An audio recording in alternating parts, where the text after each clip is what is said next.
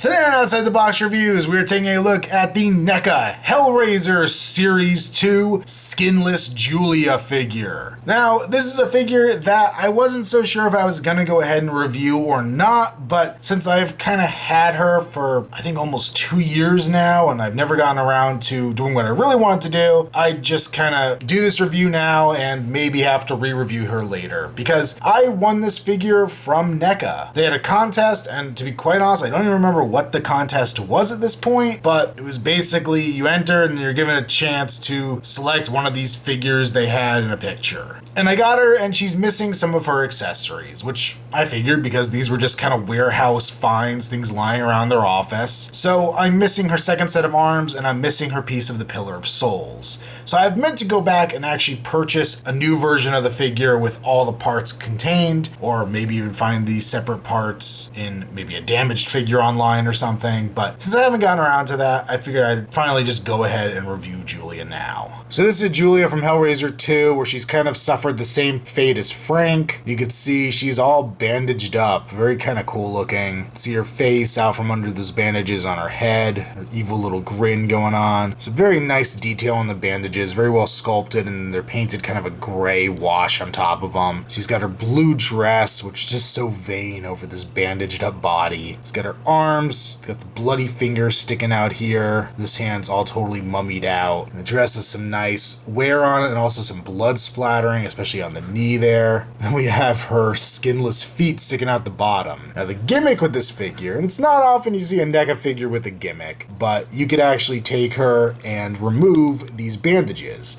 which is very tricky because they are kind of a soft rubber, and it's just a little daunting to remove them. You have to kind of pull on them, and I'm also afraid I'm gonna rip them. So let's take these off real quick.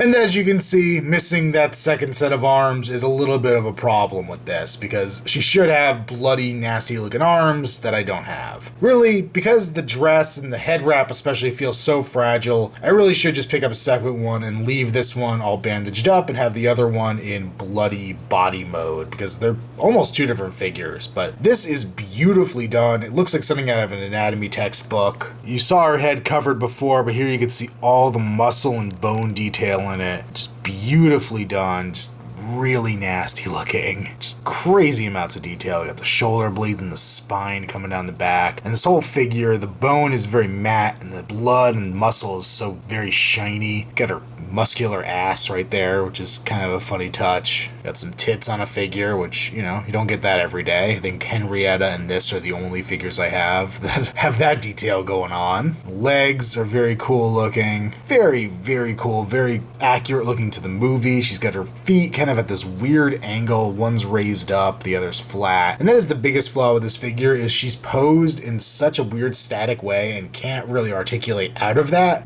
it's very hard to make her stand, and you really do need a figure stand to get her not to fall over. For articulation, we have a ball joint at the head, which has a pretty good range of motion, pretty free moving. Of course, you're not going to be able to do this with the wrap on her head. She has a swivel at the shoulder, which isn't hindered either way. She has a swivel at the wrist, and then down here at the hips, you can rotate them, but there's really not much you're going to be able to do with it. It kind of just needs to sit where it sits and be happy there, but you do have a little play that you can mess with. And overall, I think it's a pretty cool figure. Having messed with it, it kind of re-inspires me to go and pick up a second one so that I can have both versions on display. Especially now that I've completed my Cenobites, at least from the original film. It kind of could be time to just work on some of the background characters that are a little easier to find. I still really want to find the Dr. Chenard that they did. But this figure is going to get a recommend. It's definitely a figure of its time, so not very articulated, and the fact that it needs a stand is definitely a problem. Wave 1, all the figures came with a piece of the puzzle box that actually doubled as a stand, and I feel like this one should have just come with a display base with it. The Pillar of Souls piece you can't use as a display stand, but it needed something just to let it stand a little better. That's probably the biggest flaw. The rubberized bandages, they're freaking awesome, but you just have to know to be very careful with them. And like I said, once I get a second one, it'll probably never come off the one figure that has it. They'll just be two examples of the same thing. Heck, if anybody out there has one that is just the bloody version and maybe the bandages or something ripped on theirs and they're interested to sell, hit me up. I'll probably snag it off you if you can give me a good price on it. But definitely a recommend for this figure. Make sure you check me out on Instagram, username Outside the Box Reviews. Also check me out on Facebook, link below. And until next time, this has been our Outside the Box Reviews. Stay tuned for more to come.